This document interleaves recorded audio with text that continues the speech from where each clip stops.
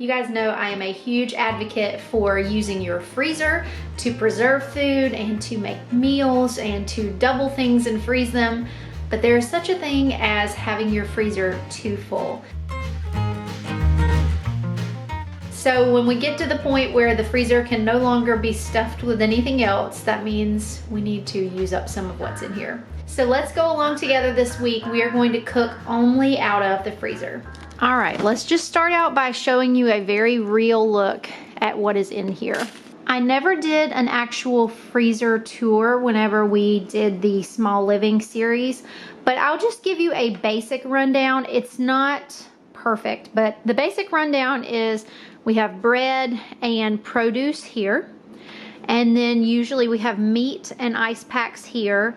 And then this will be more produce. It will be things that I've baked, like muffins or bagel balls. The ice trays are over there. So let's go through kind of detailed and I'll show you what's in here and what I plan to do with it. I think what we are going to find is I might need to purchase a little bit of produce, but I think as far as baked goods and as far as protein, I have a lot of things to pull from in here. And I do even think I have a good bit of produce to pull from. So let's just look and see.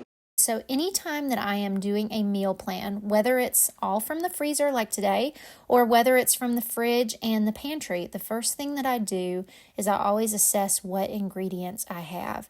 I don't ever just go straight to a recipe and say, I want to make all 5 of these recipes this week. I always start with taking inventory.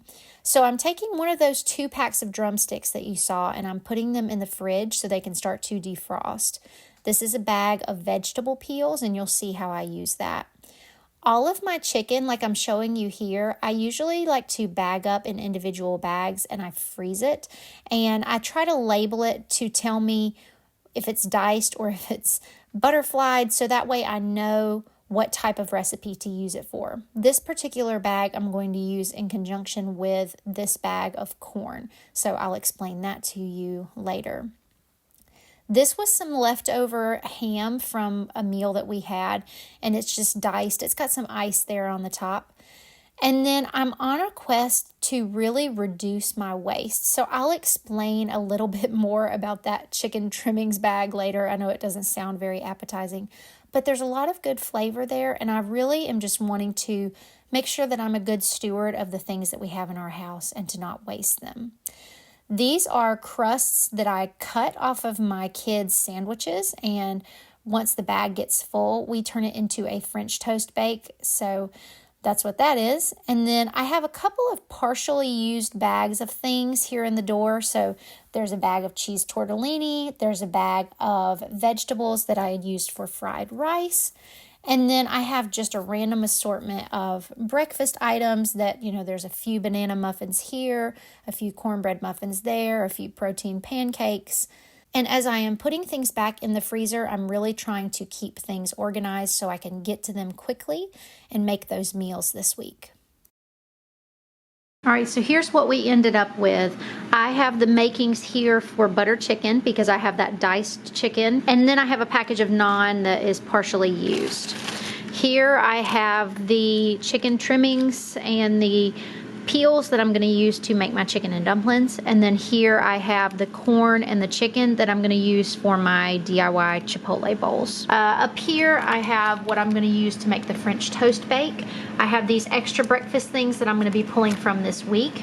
And then I have the dumplings that I'm going to use in conjunction with these vegetables to do like an Asian stir fry. These things are going to go out to the building in that fridge. We are lucky to have a second fridge and freezer, and that helps me to kind of store things and have additional space. So this is just some Aldi sweet corn, some pumpkin muffins. I don't need these in here right now because this recipe makes a lot and I have them here. And then another pack of those drumsticks I'll send out there. And then this is that diced ham. I will probably use this for egg bites or for a breakfast casserole, but I don't think I'm gonna need it this week, so I'll move it out there. All right, so when I actually looked, I had enough stuff for nearly 2 weeks of meals. So for this week, I didn't show you, but I have a pound of beef thawing and I'm gonna make beef chili with rice. And then tomorrow I'm going to do the chicken and dumplings, making my own broth in the crock pot. Wednesday, we will do those crock pot drumsticks with rice and veggies. This is a recipe that I'm trying that was recommended by Hillary from Old World Home. Thursday will be leftovers. Friday will be Asian dumplings and stir fry. And then Saturday, we're having dinner with friends. And then next week, this is kind of the lineup. And like I said, this will be a separate meal, but some of these things you can see, we've pulled from the freezer. The chili I'm making tonight is one that I have shared before. I'll share the video down below where I made it kind of step by step, but I will also share the recipe. It is a delicious chili and we all love it. I don't have bacon and it does call for bacon, but otherwise it'll be just like it was in that video. All right, so you heard me mention that chili. I will link that video down below. The website that I got it from is a blog called Sugar Spun Run. And actually, I think I was out of bacon this time, but this chili recipe usually includes bacon. And it's got a lot of really rich flavors in it. Again, I did a whole video and I'll link it down below. We usually just have chili with like cornbread muffins, but if you're doing chili, rice can be a really good way to stretch that meal and kind of bulk it up. So the next meal that I made was chicken and dumplings with homemade chicken stock using vegetable scraps. So I'm going to make an entire Frugal Tip Friday video about this. That will be coming soon. This was the first time I've ever done this experience start to finish, but I used what I had. I used those chicken trimmings that you saw. I used part of a rotisserie chicken. So in that video, I'm going to really walk you through in detail what I did, how I made the dumplings, what ingredients I used. But this is probably the lowest cost meal that I made all week. It was a big hit. Everybody loved it. I wish that I had taken a video of the first round of this meal, but these were those Asian chicken drumsticks that Hillary from Old World Home had recommended. We had that the first time with some rice and with some sauteed vegetables. I think maybe I roasted them actually. But then the second time around, I just took the chicken off the bone and put it in a pan and just kind of reheated it. It also doesn't have that leftover chicken taste, I think because it's been slow cooked in that sauce. But again, I just served it over rice with sesame seeds and it was still really delicious, just like that. Okay, a couple of meals here that I forgot to take videos of, but I did take pictures of, and they were really lovely meals, so I want to include them.